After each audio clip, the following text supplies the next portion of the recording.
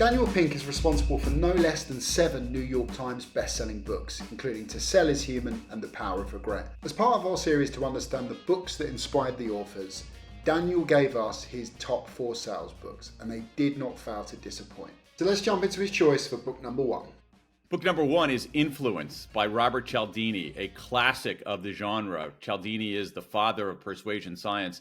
This is one of the single most influential books I've ever read. I have a feeling that my grandchildren will be reading this book in years to come. Part of it is that it forced me to think about persuasion intentionally and systematically, rather than in this kind of non-systematic way, a more kind of freewheeling way that was mostly just about my own urgency rather than the other person's needs or even some of the bigger situational forces that affect how we make decisions. And what I think the other thing is remarkable about Bob's book is how much it has stood the test of time. That book is over 30 years old now. I'm going to pick a one that probably hasn't been picked that much, Aaron, and that is a book. It's an American book called A Foot in the Door, and it is a memoir from 1960 by a guy named Alfred Fuller. And Alfred Fuller was the fellow who invented what was called the Fuller Brush Company here in the United States. And it was the largest door-to-door sales operation, I think, in the history of America. And he actually is the person who coined that phrase, a foot in the door, because literally when you're going, knocking on people's doors, trying to sell them scrub brushes and cleaning brushes, you actually want to get your literal foot into the threshold. And it's also just a lovely book about a certain period in time, about what sales is, but I think the lessons of it are enduring, because he's actually treats his profession, he treats both his product and his craft with a kind of nobility that makes sense today. It's fascinating as a piece of history and anthropology about a moment, but it also yields lessons that last now 60 years later. I'll give you another one that you might not have yet, and it's a book, one of my favorite books of all time, and it's not even a book about sales. It's a book about writing. It's a book about life, and it's called Bird by Bird by Anne Lamott.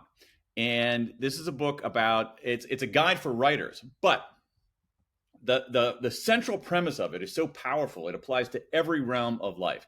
And the title comes from an encounter that her brother had when he was a kid. So her brother was a kid, he was in elementary school, and he had to write a report about birds.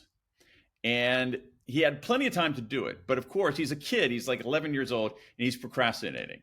And so his dad is like, hey, you're going to work on your report? Nah, I'll do it later. I'll do it later. I'll do it later. Finally, it's the day before the report is due, and he hasn't done anything. And he's completely wigged out. And his dad gives him this advice. Hey, buddy, just take it bird by bird, right? You don't have to do everything at once. Take it bird by bird. And that as a metaphor, I think, is powerful. It's powerful for writers. It's powerful for anybody who's selling. It's powerful for anyone who wants to contribute to the world or do something better in his own life. Bird by bird. It's great advice for living, which means it's great advice for selling. I think the book number 4, I'm going to go with a more recent book. It's a book about probably, what is it now? Maybe 7 or 8 years old, maybe 10 years old now. It's a book called Give and Take. And it's a book by a Wharton scholar named Adam Grant. And it has to do with who succeeds in life. And the idea here is that some people are takers. That is, they always take more than they actually give. Many of us are matchers. That is, we give in equal amounts that we take. That is, it's like, oh, you help me, I'm going to help you. Okay. And other people are givers. They actually give in excess of what they get in return. And what he did is he looked at some interesting research showing, so of those 3 groups, who are the most successful and who are the least successful. And it turned out that the least successful were the givers. It also turned out that the most successful were the givers.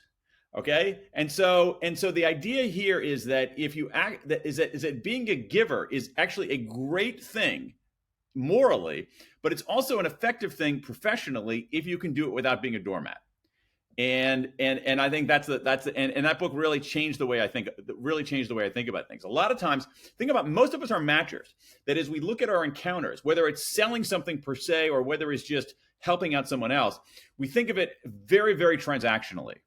And that's okay. Okay. That's like not a bad thing. And fortunately, in the research, the takers did the worst of everybody more uniformly. The givers were heavily represented among the worst, but also heavily represented among the best. So if you can be a giver without being a doormat, that's the secret sauce. And most of us don't do that. Most of us are matchers. And if we sort of change the way we think about things, instead of matching, just basically give, but just be astute to not being a pushover, then I actually think it's easier and it feels better and it's more effective.